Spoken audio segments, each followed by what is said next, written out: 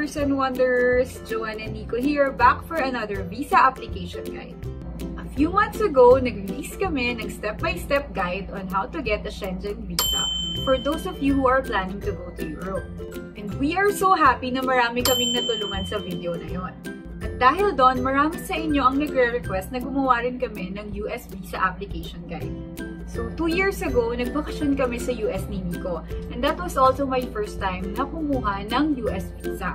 And then this year, nag-expire na rin yung visa ni Nico. So, kailangan niyang mag-re-apply ulit. When applying for a US visa, marami tayong pwedeng pagpilian na types ng visa.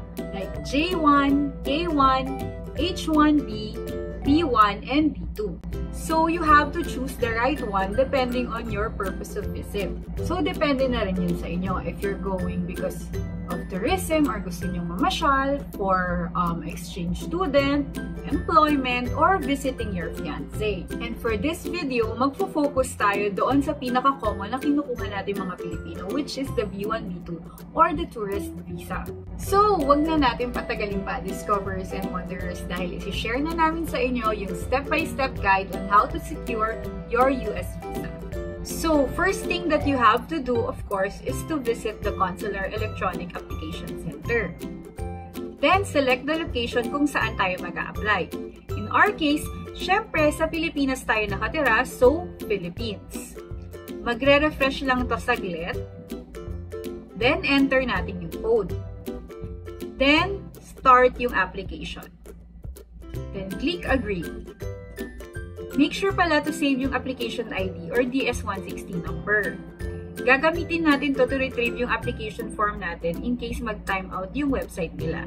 Nangyayari kasi to, Wanderers, madalas na nagta-time out yung website nila. So, ang ginagawa namin, parang every page ng personal information na nilalagay namin, sinisave namin. Anyway, let's get back to it. Select your security question. Try natin tong first. Tapos, type lang natin yung answer dito. Then, click Continue. Now, eto na yung mismong application form. Tara, fill up na natin yung mga personal details. Siyempre, yung surname, your given names, eto yung full name lang. Kung wala tayong other or previous names, click No. Yung walang mga dinagdag na letter sa pangalan or may tinanggal or nagpapalit ng pangalan, click No. If yes, of course, meron pa nga kayong idadagdag na mga details. Dito, no din.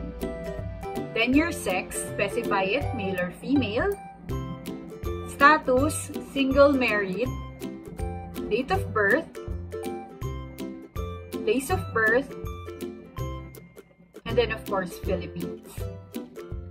You can click next, pero ako, kagaya nga ng sinasabi ko sa inyo, nung nag-apply ako ng visa, that was my first time, mabilis mag-refresh yung website. So, kung maglalagay kayo ng information, isi-save nyo kasi mabilis siya mag-refresh. Okay, Wanderers. Next naman, personal 2. Nationality, of course, Philippines, or syempre, Filipino kasi taga-Philippines tayo. Kung no other nationality and PR, answer no lang dito sa dalawa. Next, for the ID numbers. Pwede namang does not apply kung wala kayo nito. Tapos, save ulit. Next naman is yung travel portion. Purpose of trip, makikita natin dito kung ano yung mga visa types. Let's choose B. Then, B1, B2. For travel plans, you can select No kung wala pa kayong itinerary, ha? So, intended date of arrival lang and length of stay. Try nating mag-yes. Input lang tayo ng arrival date. Then, arrival city, choose natin New York. Departure date, departure city, ilagay na lang natin Boston. Tapos, lagay tayo ng itinerary dito sa baba. Ayan na nga, nag-time out na siya. Madalas to ganito, especially kapag mahaba na yung mga pinipilapan nyo. Kaya dapat magsisave kayo, no? Para hindi mawala or masayang yung mga pinifill upan nyo. Kasi pag nag-time out siya minsan, nawawala, babalik kayo ulit sa umpisa, diba? So, balik tayo sa homepage. Select location ulit, enter code, then retrieve application. Enter lang natin yung DS-116 number. First 5 letter of your surname, including space. Then your year of birth, then yung answer natin kanina. Ayan, balik na tayo sa travel. Ulit-ulitin lang natin yung sagot natin kanina. Kaya importante talaga na laging nagsisave. Lagay ulit natin yung travel plan. Same na lang din nung kanina. Dito, New York, saka Boston. Tapos, lagay natin kung saan tayo magsistay sa US. Usually, yung nilalagay namin dito, hotel address. Ganun. Kasi masa-search naman natin yung mga hotel address sa internet or like sa Agoda or sa Booking.com. Person paying for the trip. Siyempre, lagay natin self. Or kung meron kayong mga sponsor. Yan. Save ulit. If may kasama tayo sa trip, click natin yung yes. Dito sa group or organization, click natin no. Then, enter lang yung details ng kasama natin sa trip. And yung relation natin sa kanila. Save ulit. Next naman, sa previous US travel na tayo. If first time natin kukuha, of course, magno-no tayo dito. Dito, no din. No ulit. And no. Then save. Then fill up na lang tayo ng home address natin. Parang nag-fill up lang tayo ng usual application forms. Mailing address, same na lang din dun sa home address. Then, primary phone. Huwag na siguro tong mga to. Then, no to other phone numbers used. Next is yung email address. Other email address used, no na lang, or kung meron kayo, pwede nyo rin ilagay. And then, dito sa social media. Dito, Wanderers, masasuggest namin na maglagay kayo ng mga sa tingin yung makaka-increase ng chance nyo for approval of your visa. For example, kung magpo-post tayo ng travel pics sa Facebook, lagay natin yung profile natin dito. Pwede rin natin i-public yung profile natin for some, if gusto natin, kung okay lang sa inyo. Or kung okay yung work natin, pwede rin natin ilagay dito yung LinkedIn natin. We are not 100% sure about this, Wanderers, pero we think na makaka-help siyang mag-increase dun sa approval nyo sa visa. And then, save ulit. The next thing is your passport details. Choose your passport type. Enter your passport number. Wala naman tayong passport book. Then, just fill up your passport details. Click no, then save. Next is US contact. Dito, pwede tayong maglagay ng contact person or organization. Kung wala tayong kakilala sa US, click do not know dito sa first. And then sa organization name, pwede natin ilagay yung hotel. Relationship, lagay natin other. And then, lagay lang natin ulit yung hotel. Again, yung details ng hotel like address and phone number, masisearch naman yun online. Save ulit natin. Then, family. So, first thing is yung father's details.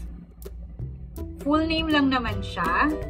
date of birth, and if he is in the US. Same din yung for mother.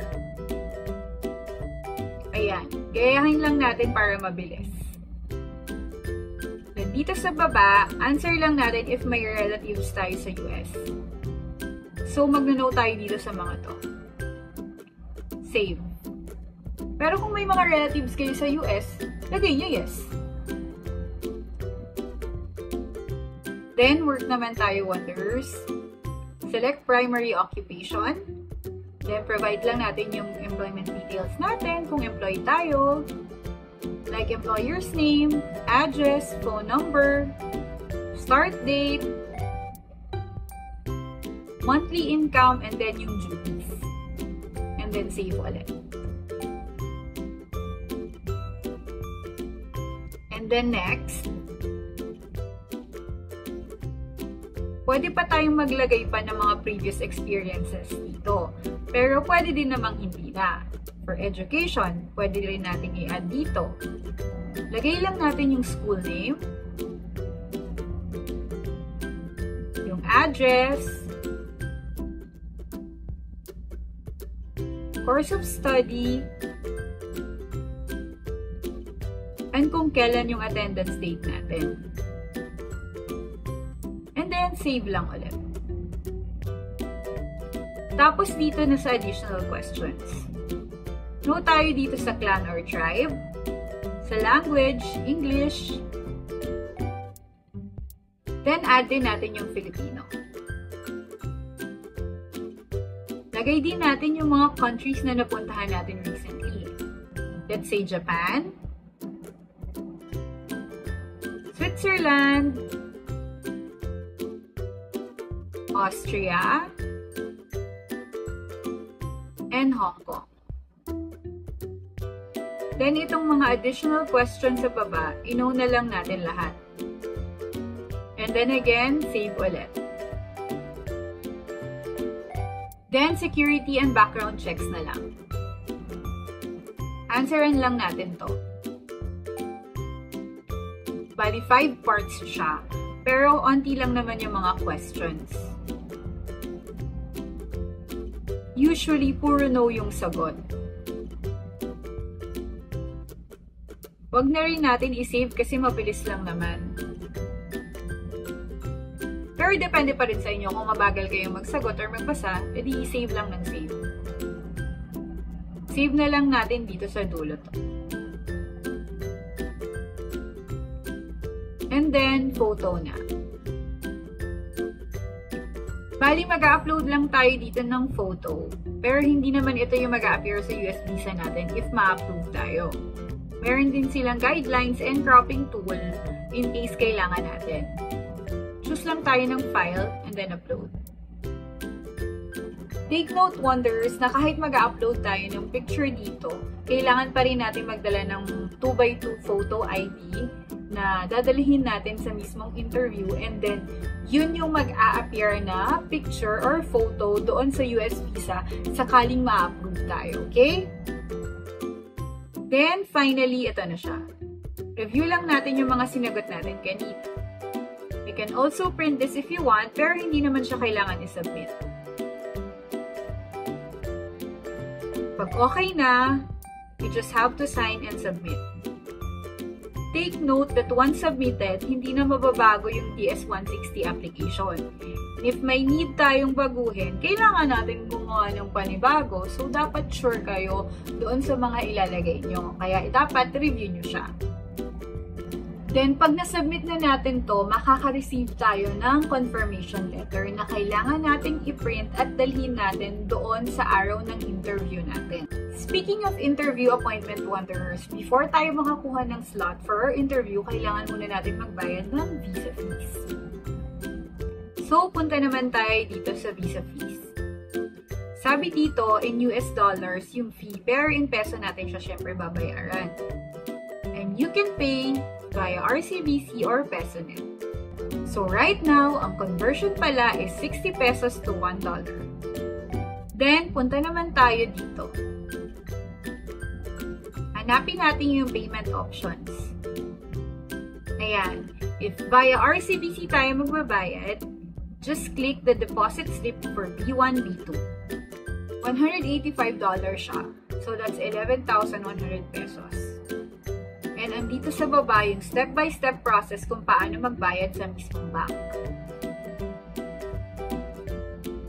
Take note of the receipt number pala because we need this for the interview appointment.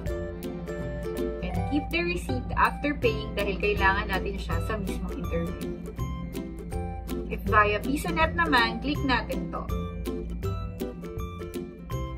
And dito may mga step-by-step process din dyan sa baba on how to pay. Medyo matagal pala bago mag-reflect yung payment wanderers. Kung titignan natin dito sa page kanina, 4 to 24 hours pa bago tayo pwede magpa-schedule. So, after 4 hours, pwede na tayong mag-schedule ng interview appointment natin. Go to scheduling portal and click new user. And select country, then enter your email, first name, last name, and yung password. Tick this box and submit. So, pag okay na yung registration, pwede na tayong mag-login Wanderers. Click natin yung new appointment. Choose non-immigrant visa, business and tourism, and B1, B2. Makikita mo na agad yung first available appointment dito sa left side, which is November 7. Pero Wanderers, you can check it from time to time kasi nagkakaroon ng earlier slots kapag merong nagka-cancel ng appointment nila. Kami kasi before, 1 year pa yata yung binigay na schedule date. Pero naghintay kami at nag-abang kami. And then nakakuha kami ng mas maagang slot. Just be careful lang dun sa mga accounts nyo sa paglalogin nyo kasi kapag medyo maraming times na kayong naglalogin, mafi-freeze yung account nyo. Pero ma-unlock naman siya, I think, mga 3 days after nung pag-freeze ng account nyo. And then, tsaka pa lang kayo ulit makakapili ng appointment schedule nyo for your interview. So, dito, enter your personal details. Passport number, issuance date, yung place, okay na. Expiration date, date of birth, nationality, okay na rin. First name, last name, country of birth, gender, then dito yung DS-160 number na ginamit natin kanina. Kung nagkamali kayo dun sa details na nilagay nyo dun sa application form or may gusto kayong baguhin, pwede nyo naman baguhin. Kaya lang gagawa kayo ng panibagong application form. Tapos yung bagong DS-160, yung ilalagay nyo kapag kukuha na kayo ng appointment. Enter natin yung phone number. Mobile, same na lang. Then yung address natin dito. Tapos, continue lang. Then, after nun, may mga follow-up questions pa na kailangan yung sagutin. And also, you have to provide the receipt number kasi kailangan yun as proof na nagbayad na kayo ng visa fee. And from there, tsaka lang kayo makakapili ng mga available slots for your interview. Unfortunately, hindi na namin to mapapakita dito sa video natin kasi hindi naman kami nagbayad para sa visa application na to. This is just a sample guide. For renewal naman Wanderers, like yung kay Nico, pwede kayong maging eligible for interview waiver if you meet this criteria. Bali, kailangan nyo isubmit yung application form or yung DS-160 form nyo sa LBC via mailbox, together with the receipt or proof of payment, kasama na yung 2x2 photo. Anyway, for first-time applicants, after nyong makapagpa-schedule ng interview appointment, makaka-receive ulit kayo ng confirmation letter na kailangan nyong i-print at dalhin dun sa araw ng interview ninyo. So, on your appointment day, Wanderers, ito yung mga kailangan yung dalhin sa embassy. Appointment letter, DS-160 confirmation page, your valid passport, payment receipt, and your 2x2 photo. Bawal din palang magdala ng gadget sa loob, ha, Wanderers. Now, magbibigay kami ng mga importanteng tips based on our experience, Wanderers. Make sure to answer the DS-160 form carefully, Wanderers, ha? Kasi pagpunta nyo ng embassy, wala naman kayong kailangang additional requirement or i-require na dalhin sa inyo like bank certificate, ITR, COE, walang mga ganun na kailangan or i-request or i-require ng embassy. Even birth certificate hindi kailangan or hindi hinahanap. Your chances on getting approval most likely depend on your answers dun sa DS-160 form. This is a very important tip, Wanderers, ha? Be very truthful and consistent sa answers nyo doon sa consul kasi malalaman nila kapag nagsisinungaling kayo. Some people, ninenervyos sila. So, nakakalimutan nila yung mga nilagay nila doon sa DS-160 form nila. Ayun, nagkakos yun ng pag-fail sa pagkuha ng US visa nila. We suggest also na mag-practice kayo bago kayo pumunta or bago yung appointment date nyo. Kasi makakatulong yun sa pagsagot nyo sa consul, lalo na doon sa mga nilagay nyo sa DS-160 form. And that's it for today's video. Thank you guys for watching. Kung may mga questions kayo, feel free to comment down below at pipilitin natin sagutin lahat yan. And also, kung interested kayo, Wanderers, dun sa US Adventures natin, meron tayong playlist, New York playlist. Watch nyo yun. Ito yun. And we'll also share with you guys yung na-imbak na LA and Vegas adventures natin in the coming days. So stay tuned, ha, Wanderers! Kung nagustuhan nyo tong video, please do subscribe to our growing channel. Be a part of our family. Give us a thumbs up and hit that bell for more of our adventures and misadventures as we continue to discover and wonder. Bye! See you on our next adventure!